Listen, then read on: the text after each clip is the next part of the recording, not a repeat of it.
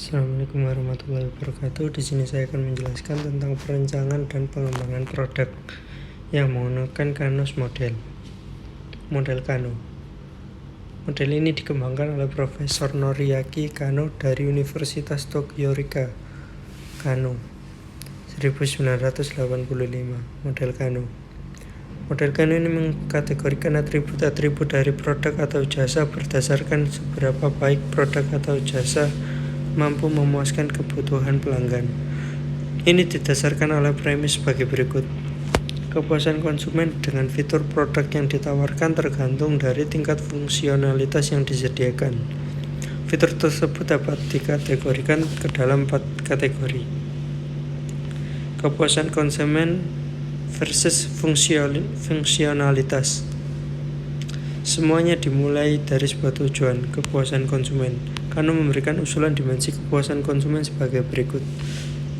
Dapat dilihat pada gambar di samping bahwa kepuasan konsumen dijelaskan dengan tingkat kepuasan yang berbeda-beda, mulai dari delighted, satisfied, sampai dengan frustasi.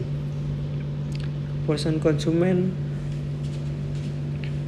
functionality atau dapat disebut sebagai investasi, implementasi, atau kecanggihan, mewakili seberapa banyak fitur yang diperoleh oleh konsumen, seberapa baik implementasi fitur tersebut, ataupun seberapa besar kita sebagai produsen berinvestasi ke dalam fitur tersebut.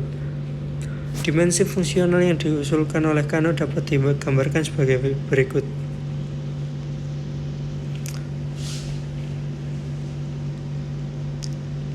Dimulai dari sama sekali tidak ada fungsi sampai ke fungsi yang paling baik. Dimensi ini dimulai dari tidak memiliki sebuah fungsi. Kano feature kategori. Dua dimensi tersebut di atas, kepuasan konsumen dan fungsionalitas, ketika digabungkan menjadi satu merupakan basis dari model Kano untuk mengukur bagaimana pendapat atau perasaan konsumen tentang fitur yang ada pada produk kita.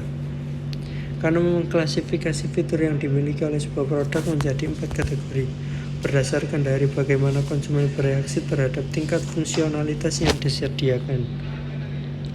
Performance atau kemampuan adalah fitur pada sebuah produk yang memiliki karakteristik sebagai berikut. Semakin besar atau banyak kita menyediakan fitur ini, maka konsumen akan semakin puas. Jika gagal untuk memenuhi fitur ini, maka konsumen akan kecewa. Jika mampu memenuhi kebutuhan fitur ini, maka konsumen akan bersikap biasa saja. Dan jika kita mampu untuk melebihi ekspektasi konsumen mengenai fitur ini, maka konsumen akan menjadi sangat puas.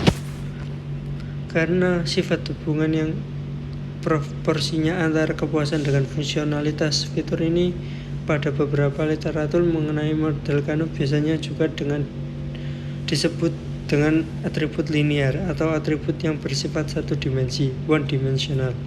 Contohnya, kecepatan internet, daya tahan baterai, kapasitas penyimpanan, dan juga tingkat konsumsi bahan bakar.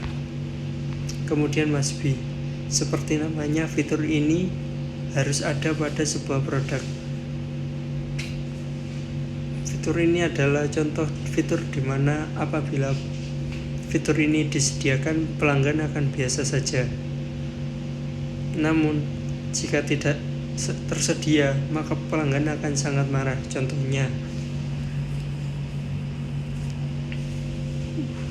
Contohnya kalkulator pada handphone. Ada atau tidak, tentu pelanggan akan biasa saja. Namun ketika fitur itu dihilangkan, tentu itu akan menjadi salah satu catatan utama untuk para pelanggan. Contoh lainnya adalah sebagai berikut. Mobil harus memiliki RAM, laptop harus memiliki internal hard drive, kamar hotel harus memiliki kasur. Atraktif atau menarik adalah fitur yang sebuah produk memiliki karakteristik sebagai berikut.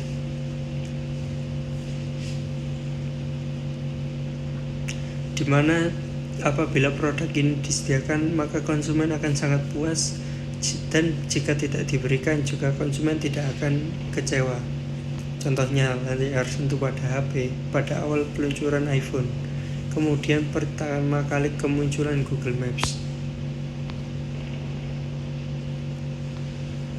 Dan khusus untuk kategori ini nantinya bisa menjadi kategori must be apabila semua sudah menjadi standar.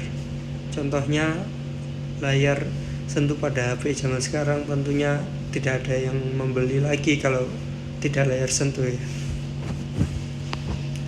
Kemudian indifferent atau tidak berpengaruh adalah fitur pada sebuah produk yang memiliki karakteristik apabila diberikan maupun tidak berikan tidak akan memberikan perbedaan kepada konsumen. Contohnya warna kabel yang digunakan dalam internal kelistrikan kendaraan bermotor, dan jenis inventory management system yang digunakan pada sebuah restoran. Catatan penting dari metode Kano: hasil yang diperoleh dari sebuah model Kano tidak bersifat statis. Seringkali hasilnya akan berubah dari waktu ke waktu. Yang kedua, apa yang dirasakan oleh konsumen mengenai beberapa atribut pada saat ini bukanlah apa yang akan mereka rasakan pada waktu yang akan datang. Seperti yang saya jelaskan pada contoh kasus Mas B tadi. Fitur yang dianggap atraktif atau menarik pada suatu waktu, ya ini tadi yang saya sebutkan ya. Contohnya adalah sebagai berikut.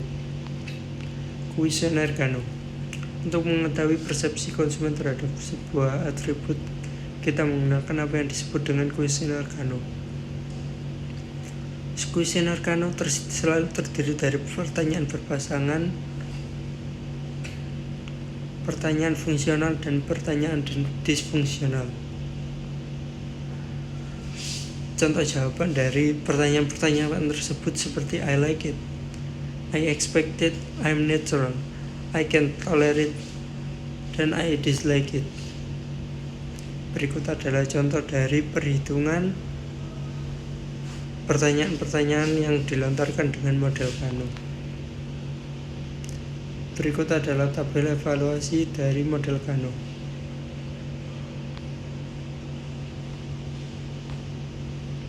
Kemudian menganalisa hasil tabel evaluasi Kano dapat menggunakan metode diskrit.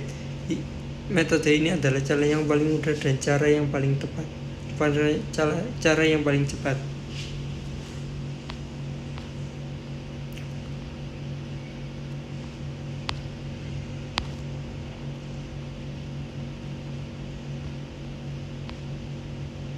Keuntungan klasifikasi kebutuhan konsumen dengan metode Kano adalah: yang pertama, metode ini memprioritaskan pengembangan produk. Atribut produk dapat diketahui lebih baik. Metode Kano memberikan bantuan yang bernilai pada tahap pengembangan produk. Menemukan dan memenuhi kategori atraktif akan menciptakan keunggulan dibandingkan dengan produk perusahaan pesaing. Kategori must be, one dimensional, atraktif, reserve adalah berbeda dalam menentukan segmen pelanggan karena kebutuhan segmen yang berbeda. Model Kano dapat secara optimal dikembangkan dengan model QFD atau Quality Function Development. Sekian dari saya, terima kasih. Wassalamualaikum warahmatullahi wabarakatuh.